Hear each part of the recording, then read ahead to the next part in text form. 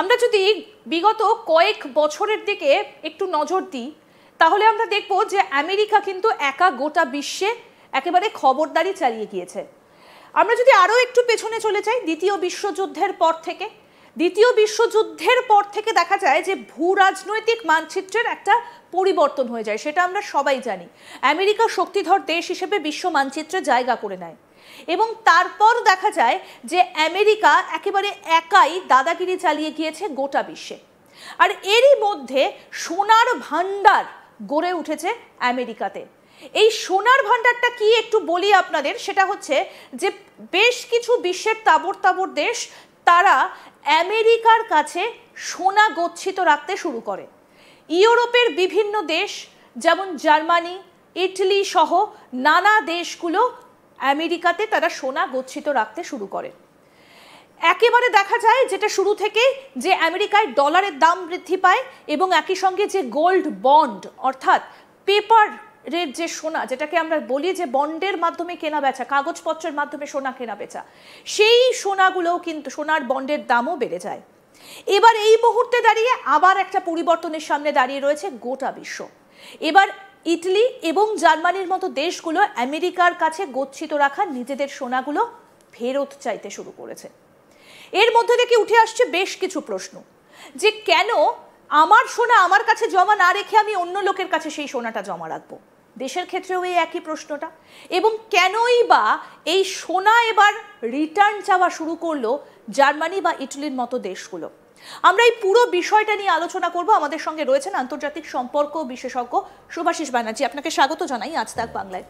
আমি যেটা আপনার কাছে একটু শুরুতে জানতে চাইবো, এই যে প্রেক্ষাপটটা যেটা আমি বললাম দর্শকদেরকে, এটা হয়তো অনেকেই জানেন আবার অনেকে জানেন না তাদের সুবিধের জন্য।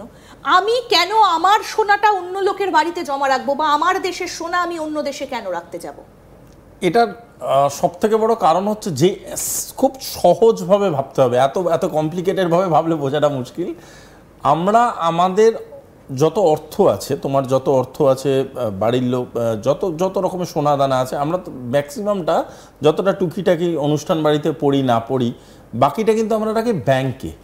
কেন আমরা ব্যাংকে বা ভল্টে, যেটা আবার ব্যাংকেরই একটা জায়গা হলো, তো আমরা নিজেদের কাছে রাখি না। কেন রাখি না, কী কারণে রাখি না? তার মূল কারণ হচ্ছে সেফটি ফ্যাক্টর, যে আমার বাড়িতে সেফটিটা তখন একটা ইম্পর্ট্যান্ট জিনিস দাঁড়িয়ে যাবে, তার জন্যে কস্টিং বেড়ে যাবে। তার কস্ট এফেক্টিভিটি বাড়ানোর জন্যে সহজ ব্যাপারটা হচ্ছে এমন কোনো দেশে গিয়ে রাখো যেই দেশের কাছে এই জিনিসটা মোর সিকিওরড।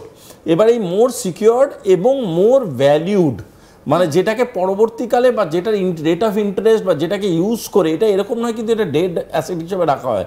এর পিছনে অনেক অ্যাসেট ভ্যালু আছে, এর পিছনে অনেক রকম অ্যাসেটের মানে এটাকে ইউটিলাইজেশনের ব্যাপার স্যাপার আছে, এইগুলোকে খাড়া করে এর পিছন থেকে প্রচুর ট্রানজ্যাকশন হয়। So it is not a dead asset, এটাকে রাখা হয় যেখান থেকে ভ্যালু পাওয়া যাবে। যেমন আমরা ব্যাংকে রাখি, এই সেম কনসেপ্ট, সেরকমভাবেই একটা দেশের সোনা অ্যাজ এ রিজার্ভ পাঠানো হয় অন্য দেশের গ্রাউন্ডে। So that is how the entire process runs. আর এটা কিন্তু পুরোপুরি বাণিজ্যিক এবং এটার বাণিজ্যিক মানসিকতা থেকে। এবার যদি ইউরোপের দেশগুলো আমেরিকার কাছ থেকে সোনাগুলো রিটার্ন চায়, তাহলে সেটাকে মানে কি হিসেবে দেখা হবে গোটা বিশ্বে? কারণ একটা দেশের কাছে সোনা রাখা মানে, যেটা আপনি বললেন, যে সেই দেশের অর্থনীতির ওপর একটা বড় প্রভাব পড়া। এবার যদি আমি সেটা রিটার্ন নিয়ে নিই তাহলে তো অর্থনীতির একটা ডাউনফল হবেই, কারণ সেই দেশ তত বেশি নোট ছাপাতে পারে যার কাছে যতটা সোনা রয়েছে। কারণ আন্তর্জাতিক ক্ষেত্রেও সোনাই একমাত্র নীতি নির্ধারণের মাপকাঠি। একটা খুব ইম্পর্টেন্ট অ্যাঙ্গেল আমি বলছি, আমি আবারও বলছি, ব্যাংকের পার্সপেক্টিভ বুঝতে সুবিধা হবে। কোথাও থেকে গিয়ে ব্যাংকের মধ্যে সোনা রাখা আছে, কাস্টমাররা সেই ব্যাংক থেকে সোনা তুলে নিজের বাড়িতে রাখুক বা অন্য ব্যাংকে রাখুক, সেই পদ্ধতি যখন শুরু হচ্ছে, তার মানে ধরে নেওয়া যেতে পারে সেই ব্যাংকের ট্রাস্টওয়ার্দি ফ্যাক্টরটা সে হারিয়েছে বা হারাচ্ছে। বা এটাও হতে পারে সেই ব্যাংক যে শুল্ক ধার দিচ্ছে বা যেভাবে ট্রানজ্যাকশনাল পলিটিক্সে আসছে। বা দেখো, যখন একটা ব্যাংকের মধ্যে তুমি ধরো 1 গ্রাম সোনা রাখলো, আমি ছোটো করে দিচ্ছি, 1 গ্রাম সোনা কেউ এটা রাখলো, তার এগেনস্টে তো তাকে একটা ডকুমেন্ট দেয়। এরকম তো নয় যে সে গিয়ে রেখে দিল, ব্যাংক কিছু জানে না, তার ব্যাপারে একটা ডকুমেন্ট হয়। এই ডকুমেন্টেশন হচ্ছে পলিসি পেপার। যেই পলিসি পেপারটা এতদিন ধরে ইউএস দিয়ে এসছে, সেই পলিসি পেপারটা এখন অবধি কিন্তু বাকিরা পায়নি। কেন পাইনি এবছরটা, সেটা হচ্ছে ইম্পর্টেন্ট, মানে এই সেকশনেরটা।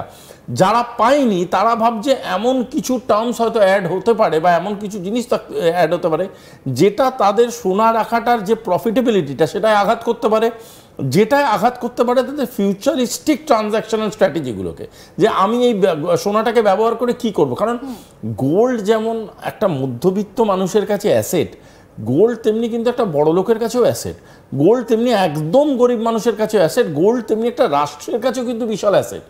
গোল্ড ইজ এ মানে সাচ অ্যান অ্যাসেট যেটা জীবনে কোনো দিন মানে ফেলে দেওয়া হবে এরকম নয়।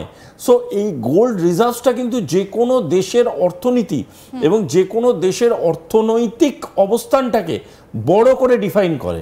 সেক্ষেত্রে দেখতে গেলে যখন আজকে গোল্ডটা রাখা হয়েছে, ওদের দেশে রাখা আছে, সেটার থেকে যখন রিফিউজাল আসছে যে ফেরত দেবো, কিছুটা সংখ্যক ফেরত দেবো, তার দুটো কারণ হতে পারে। একটা কারণ তারা আমেরিকার উপরে ভারসাম্য হারাচ্ছে, তারা আমেরিকার উপরে বিশ্বাস হারাচ্ছে। আরেকটা জিনিস থাকতে পারে, এই যে দেশগুলো ফেরত নিচ্ছে এরা হয়তো আগামী দিনে একটা অর্থ সংকট তাদের নিজের দেশেও হয়তো তারা ভাবনা চিন্তা করে ভাবছে যে আমরা একটা অর্থ সংকট ফেস করতে পারি।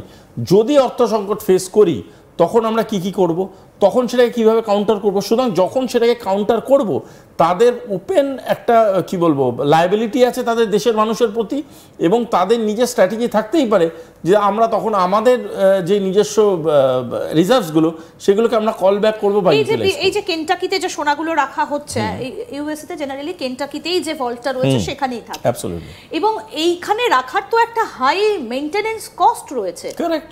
এবং সেটা যদি তারা তুলে নেয়, জার্মানি বা ইতালির মতো দেশগুলো যদি সোনাটা তুলে নেয়, তাহলে তো ডলারেরও পতন একেবারে অবশ্যম্ভাবী। দেখো, ডলারের পতন ওরম ডাইরেক্টলি ম্যাপ যদি আমরা নাও করতে পারি, আমরা এটাও বলতে পারি যে আমেরিকান যে রেভিনিউ স্ট্র্যাটেজি আছে বা আমেরিকার যে ইকোনমিক স্ট্র্যাটেজি আছে তাতে তো একটা বড়সড় আঘাত ঘটবেই, ঘটতে বাধ্য।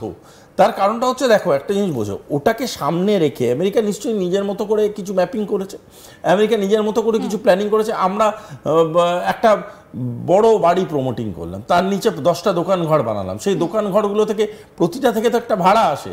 এবার 5টা দোকান ঘর হঠাৎ করে বললে আমরা সেই ভাড়া দেবো না, মানে বা আমরা ভাড়া ছেড়ে বেরিয়ে যাচ্ছি, তখন এই 5টা দোকান ঘরের যে ভাড়াটা ছিল সেটা অবশ্যই আমার কাছে একটা আঘাত।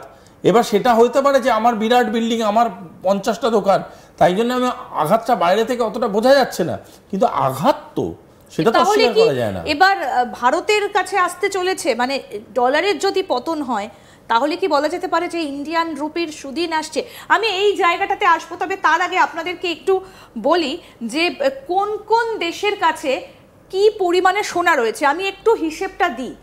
ইউনাইটেড স্টেটস অফ আমেরিকা মানে হচ্ছে ইউএস এর কাছে রয়েছে 8,133 টন সোনা, জার্মানির কাছে রয়েছে 3,351 টন সোনা, ইটালির কাছে রয়েছে 2,451 টন সোনা,